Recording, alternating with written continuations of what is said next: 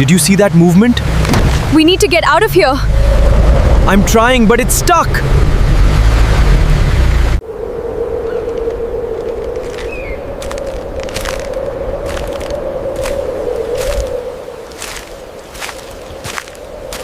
Deep in the northern hills, where the pine forests grow so thick that sunlight forgets the ground by afternoon, there stood an old mansion called Zard Manzil, the Yellow House. No one remembered who built it. The villagers at the foot of the hill only knew one thing for certain: nobody who spent a night inside had ever come down the same person they went up as. This is the story of Ahmed and Sana. Ahmed and Sana had been married only 3 months.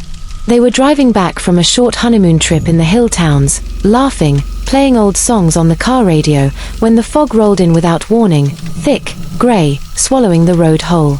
"Take the left," Sana said, squinting at her phone. "The map says there's a shortcut through the forest." There was no shortcut. There never had been. But the phone showed a road, so Ahmed turned the wheel, and the car left the highway and climbed into the trees. An hour passed. Then 2. The fog did not lift.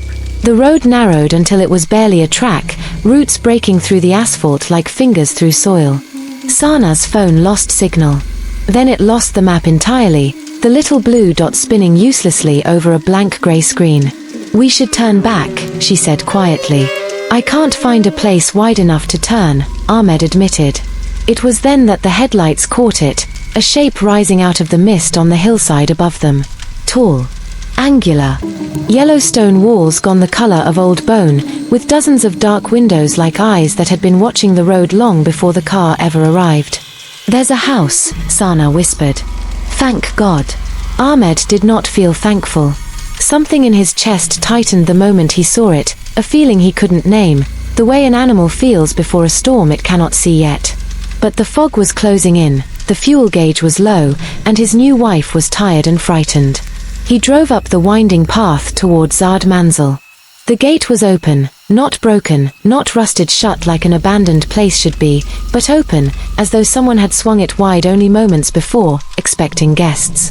The door was answered by an old caretaker, a thin man with clouded eyes and a voice like dry leaves. He said his name was Barkat, and that he watched over the house for a family long gone abroad.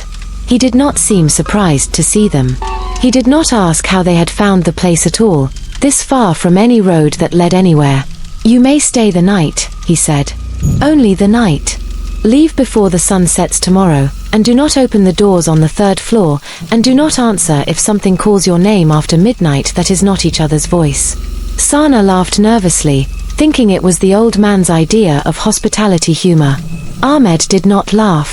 He had grown up on his grandmother's stories, and he recognized the shape of a warning when he heard one.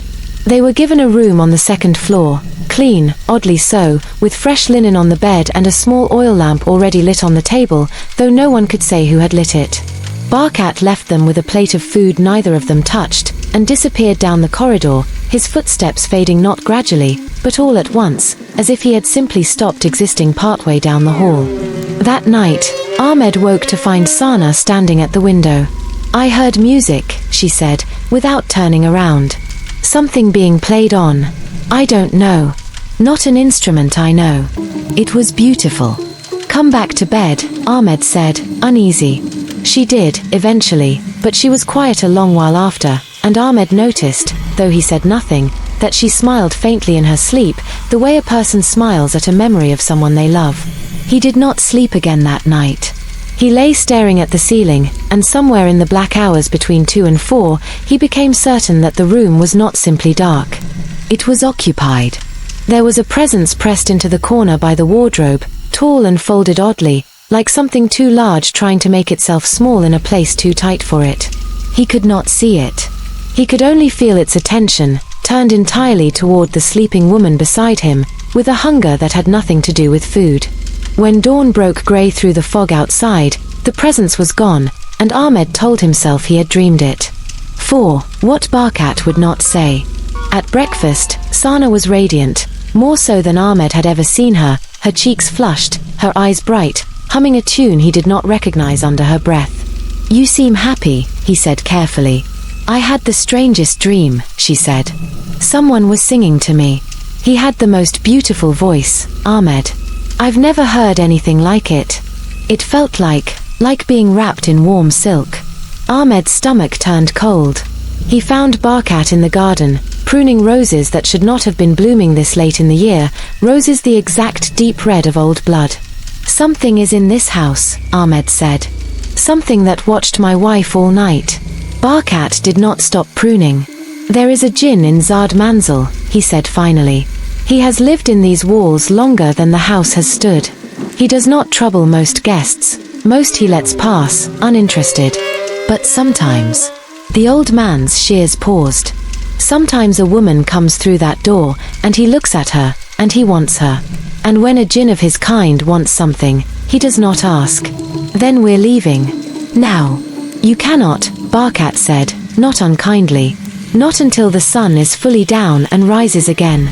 The gate will not open for a car before then. You tried this morning, did you not? The engine will not start on this hill until he permits it. This is his mountain. You are guests in his house, whether you wished to be or not. Ahmed had, in fact, tried the car that morning, and it had not started, though it had run perfectly the day before. What do we do? Barkat's clouded eyes finally met his. You do not let her go anywhere alone. Not for one moment. Not to the well, not to the garden, not even to the bathroom down the hall. A jinn who is refused becomes patient. A jinn who is ignored becomes something else. The second night. Sana grew stranger as the second evening drew close. She spoke less to Ahmed, and more to the empty air of the corridors, laughing softly at things only she seemed to hear. Once, Ahmed caught her standing before an old, cracked mirror in the hallway, speaking as though someone stood on the other side of the glass. He says his name is Kamar, she told Ahmed later, dreamily, as though sharing gossip about a new friend rather than reporting a haunting. He says he has waited 300 years for someone like me to walk through that gate. Sana, listen to me. Ahmed took her by the shoulders. This thing is not a person. It is not falling in love with you. It wants to keep you, to take you where I cannot follow, where your mother and father will never see you again. Do you understand? For one flickering moment, something like fear crossed her face, the real Sana, surfacing briefly through whatever fog had settled over her thoughts. Then it was gone, smoothed away, and she only smiled that faraway smile again. That night, Ahmed refused to sleep. He sat upright beside her with the small oil lamp burning, and an old iron key Barkat had pressed into his hand at dusk. Cold iron, the caretaker had said. He cannot cross a threshold you have marked with it. Draw a line beneath every door in this room before the sun sets. Do not break the line for anything, not even her voice, if it calls you from outside it. Ahmed had done exactly that. A thin unbroken scratch of iron across the floor beneath the door and every window frame, the metal singing faintly against the old wood as though it remembered doing this before. At midnight, the temperature in the room dropped so sharply that their breath fogged in the air. The oil lamp guttered, though there was no wind. And then, from just beyond the door, Ahmed heard his wife's voice. Ahmed, I'm outside. I went to get water and the door locked behind me. Please, let me in. He turned, heart hammering, and Sana was still beside him, in the bed, eyes wide open, staring at the door in silent horror. Whatever was outside speaking with her voice, it was not her. Don't answer it, she whispered, gripping his arm so hard it left marks. Don't you dare answer it. The voice outside the door changed, slowly, the way ice changes to water, losing its borrowed shape until what remained was something low, resonant, and ancient, a voice like stone grinding against stone, though it never lost its terrible, seductive gentleness. She does not need you, mortal, it said. I have waited 3 centuries. I will give her a palace beneath the mountain, jewels no queen has worn, a life without age or grief. What can you give her that I cannot? She is my wife, Ahmed said, his voice shaking but steady. She chose me. She will always choose me. Go back to whatever dark you came from. The door shuddered on its hinges, once, twice, as though something enormous had thrown its full weight against it, and then stopped dead at the iron line beneath the frame, unable to cross. A sound came from the other side that might have been a scream of rage, or might have been laughter. Ahmed was never certain which was worse. Until sunrise, then, the voice said, softening again, almost tender. But know this, little bride, I do not give up what I have chosen. Not in one night. Not in one lifetime. And then, silence. A silence so complete that Ahmed could hear his own pulse in his ears, and Sana's ragged breathing beside him, and nothing else at all until the grey light of dawn finally, mercifully, touched the window pane. Leaving Zard Manzil. They found Barkat waiting by the gate at first light, as though he had known the exact moment they would come down the stairs. He held out a small cloth pouch, dried rue seeds and a verse written on old paper, folded small. Burn these in your home for 7 nights, he said. And keep this verse above your door. He cannot follow past the boundary stone at the bottom of the hill. His power ends where the forest ends. But he will remember her scent for a long while yet. Do not come back this way again. Take the long road home, whatever the map tells you. Why do you stay here? Ahmed asked. Why do you serve this thing? For the first time, something like grief passed over the old caretaker's clouded eyes. Because I made the same mistake once, a lifetime ago, of loving what should not be loved back, he said quietly. And a man who has lost everything to a mountain has nowhere left to go but the mountain itself. The car started on the first try. The gate, which had refused to budge for 2 days, swung open without a sound.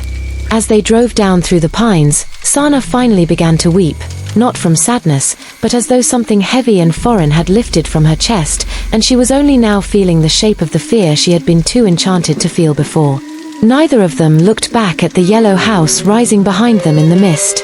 But long after the mansion had vanished from the rearview mirror, Sana would sometimes catch, faint on the evening wind, a few bars of a beautiful, sorrowful song that no radio was playing, and she would move a little closer to Ahmed and say nothing at all until it passed.